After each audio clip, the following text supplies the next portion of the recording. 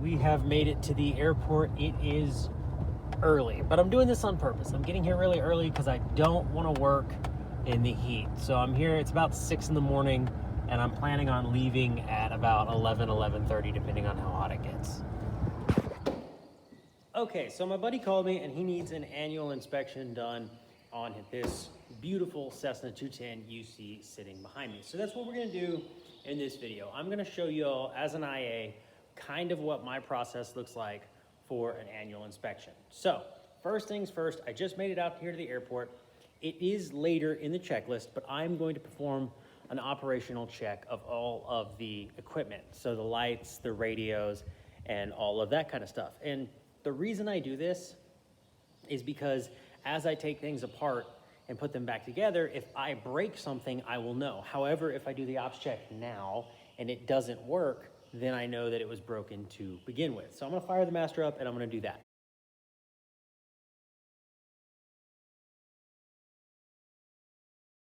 All right, and just like that, the panels are off. Now, I am lying to you. I do apologize. My GoPro is still broken. I've got a new one coming. It'll be here soon. So I know you're probably really zoomed in right now, but I've got the left wing panels off. Now, here's how I like to do things. I will do the left outer wing first, then the left inner wing, and then the right outer wing, and so on and so forth, a piece at a time. So I'm gonna go ahead and inspect all of this in this left wing. I will lubricate everything in the left wing that needs to be lubricated, and then I'm going to put it back together. I don't like to have the entire airplane taken apart in the hangar in a million pieces, so I'll do it this way. I'll take off, like I said, one wing at a time, depending on how many panels there are. There's a lot on this 210. There's like 4 on a Cherokee on the entire wing. So I'm gonna go ahead and inspect this, and then I'll get all this put back together. Got the left wing completely opened up. So I will talk you through what I do. Again, I realize the camera is really zoomed in. I am sorry, but like there's pulleys up in here. I'll see if you can see them. Yeah, you can see them. I'll take these pulleys, I'll reach my fingers in there, and I'll give them both about a half a turn or so that the cables are riding on a new piece of pulley each time. And now I'm gonna look in here at the flap tracks, but I do have the Cessna's 210 checklist for this, and I am using the Cessna's 210 checklist.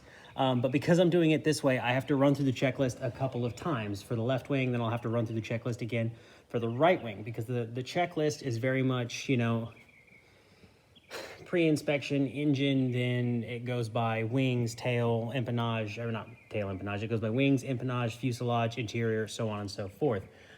So I'll have to run through that checklist a couple of times, but I can tell you this is a Cessna 210. It's going to be the same for all Cessna 100 series and 200 series airplanes. There are certain things you need to look at. You need to look at these flap tracks and make sure they are not worn beyond limits. Okay, there's 3 of them on this.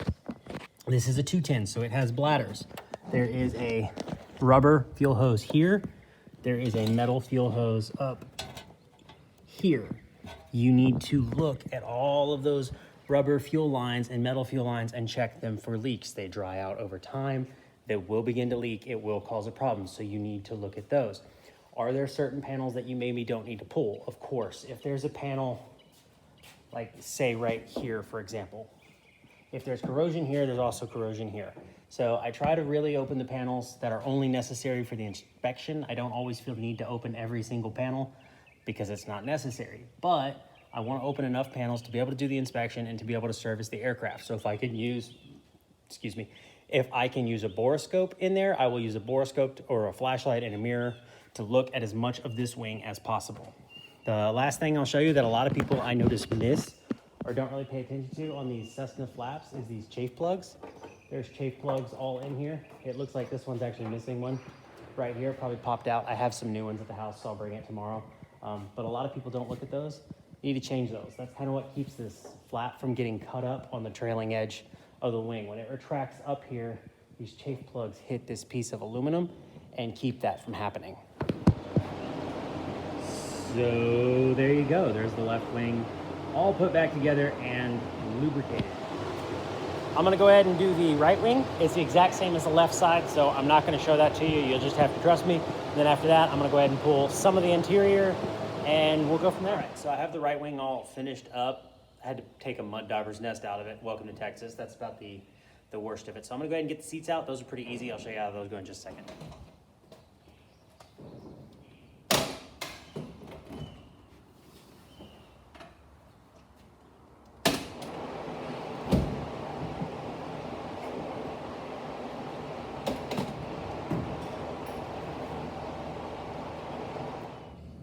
Again, I'm sorry, we're zoomed in because we're on the iPad, but as you can see, I got all of the seats out. I'll show you how they go in.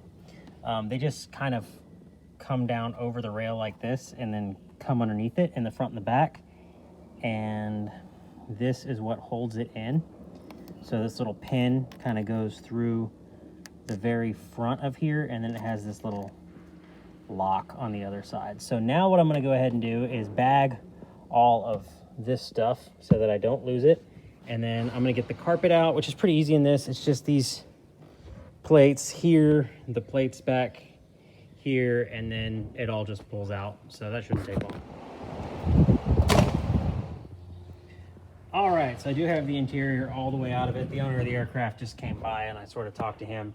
I'm going to go ahead and work on it from the tail forward. I'm gonna go ahead and get the ELT out because it's almost 10 o'clock. I know it's hard to believe I've been here almost 3.5 hours. So I'm gonna go ahead and get the ELT out of it so I can test that. Bruh, busy today. I'm gonna go ahead and get the ELT out of it so I can test that at 10. I got a few more things I'd like to get done today before lunch, and then I'm probably gonna call it at lunch. So trying to record as much as I can. Got the ELT out. The battery on that is expired, so we're going to try to get a new battery for that. I don't know if the parts place is going to be open today or not, so we'll see. But I got all the tail. I already finished up inspecting in there. I didn't record it because the owner came by for a visit, so I was talking to him. But I did get this up. This is your panel for all of your gear. So I bet you probably haven't noticed yet, but this aircraft is actually retractable. So I'll open the gear doors here in a second and inspect under there. Look at that. I got to get underneath there and look at all the gear and the saddles and whatnot. But you got your side doors over here. It's kind of hard to point. You got your side doors over here, and then you got a long door that runs the length of the belly. And walk up here to the nose. And the nose does the same thing. It swings up into there. So same as before. I'm going to remove what I need to remove to inspect what I need to inspect, and then that is probably going to take us to lunch, if you can believe it.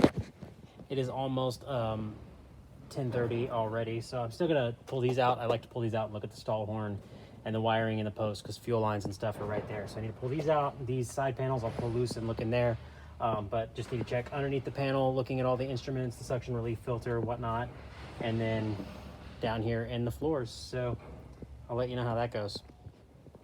So that is probably already going to do it for this video. I did find a couple of things. There's a little bit of corrosion on the gear leg, but I'll just treat that and paint that while I'm here. It does need a suction relief filter as well as a vacuum system filter. But before I go for the day, I wanted to tell y'all kind of, how I do annuals and what I'm looking for. So obviously I'm following the manufacturer's checklist and what the manufacturer says to be concerned about. But while I'm in here, there's also personal things that I'm looking for. I'm looking for leaks, obviously, cracks and deformities, things that don't look right, corrosion, missing and broken hardware. That's a big one that I find all the time, especially like with all these screws in the floor. There's always screws missing. There's always screws that get stripped out. Or when I stripped out, I mean the Phillips head gets rounded out on them. So, I usually have a package of those with me, and I put new screws in it when I put it back together. And that's not necessarily something I charge the owner for. I mean, I charge them for the screws, but I don't charge them for the labor to do it because I'm putting it back together. Anyways, so yeah, I'm looking for cracks, deformities, corrosion, and obvious repairs and things that are out of place, wires that are chafed or wires that are loose and rubbing on other things. So the zip ties in this airplane, right? The zip ties are 40 years old in some places, and eventually they just get old and they break. And sometimes you'll have a wiring harness, fall loose, and you need to zip tie that back up. Or you'll have a rubber grommet work its way out of a hole, or whatever it may be. And worst case scenario, you get rats or mice or something in there that start making nests and chewing on things. And maybe they don't chew on things, but they do break it just because they're in there. So I try to look for that kind of stuff. But it's starting to get pretty warm. It's probably up into the 90s already. So I'm gonna go ahead and call it. I need to get some tools. I left my tensiometer for the cables at the house. I left a couple other things at the house. So I need to grab those. I'll bring those back tomorrow. I'll finish up cables so I can say that I'm happy with the cable tensions. I know they're right, but I am gonna check them. So I can finish up with those, and then tomorrow I'll probably run the engine first thing, do the oil change, compression checks, and then after that I'll do the landing gear, which is gonna be the brakes, bearings. I gotta put a new tire on it and some other stuff. And we'll be done. Hopefully we'll be done by Monday. So this might be a two-part video. I realize it's kind of long. I appreciate you guys sticking around. I'll see you tomorrow morning. And so begins day 2. However, it's raining. So I was gonna pull the engine out and run it first thing this morning, but now I don't think that I'm going to. I don't wanna trade water back in and out of the hangar. That is moving this way, albeit very slowly, but it is moving this way. So I'm just gonna go ahead and finish the airframe completely. I will do the gear saddle inspection. There's an AD that I have to do on that. I have to dye penetrant the gear saddles. So I'll do that real quick, and then I'll put all of that back together. And none of the interior is gonna affect the gear swing. We're probably gonna do gear swings Monday or Tuesday, and none of that is gonna affect the gear swings. The interior can be in it. For that, I can look at the gear from the bottom, so it's not a problem.